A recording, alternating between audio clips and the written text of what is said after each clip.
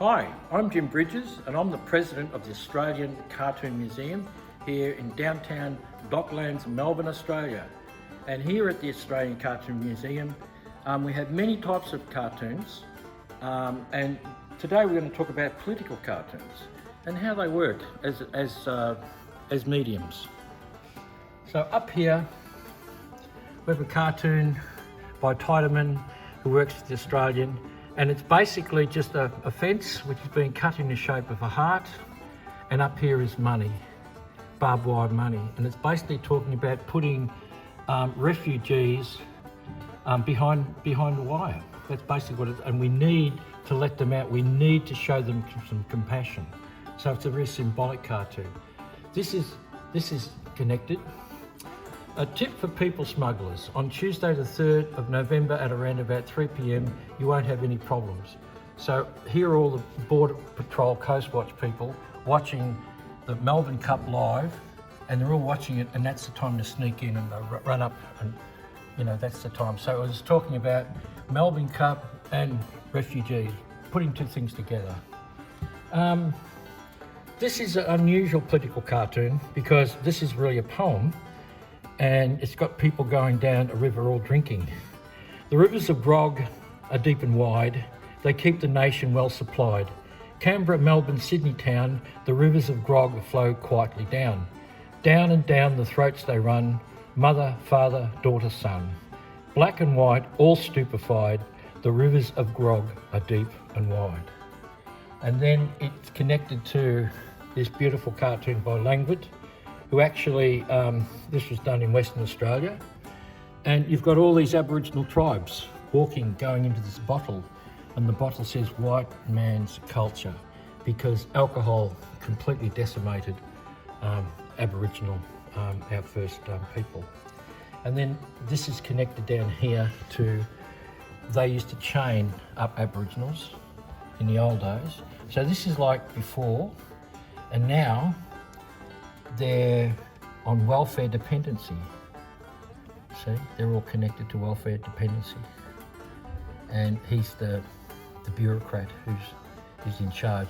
It's not the jailers, the new jailers are the welfareans. So they're using the symbol of the chain and the welfare dependency. This is a cartoon, basically, well, it's really more an illustration. It's very powerful. It's published in the newspaper, and it's about depression. And that's the black dog on depression. And so a cartoon can be very simple like this one, or it can be quite detailed and show you all this extra stuff that give you the feeling, the colours and the depth and the drama of depression. Over here is a cartoon after the drought, after the fires came through. And so instead of having burnt out trees, we've got hands going up, and they need our help. That's what that cartoon is all about. It's more of an illustration, but it's still a powerful, powerful cartoon.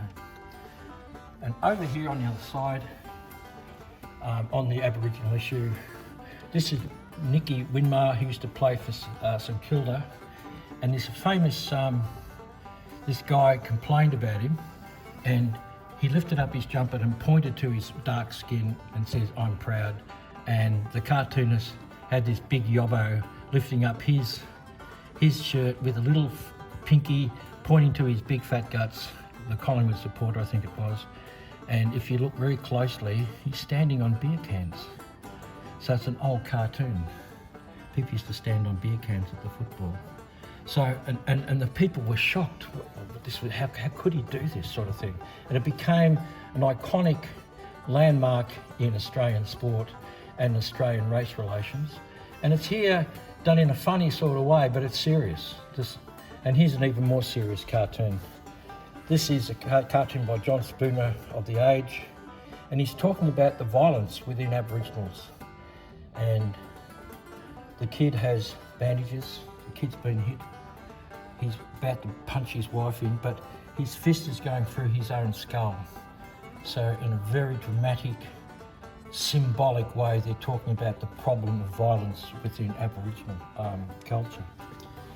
And here, this is Kim Il Sung, and we've always heard of the thing about 5 minutes to midnight, which is how long the world's got to go. it gets destroyed at 12 o'clock.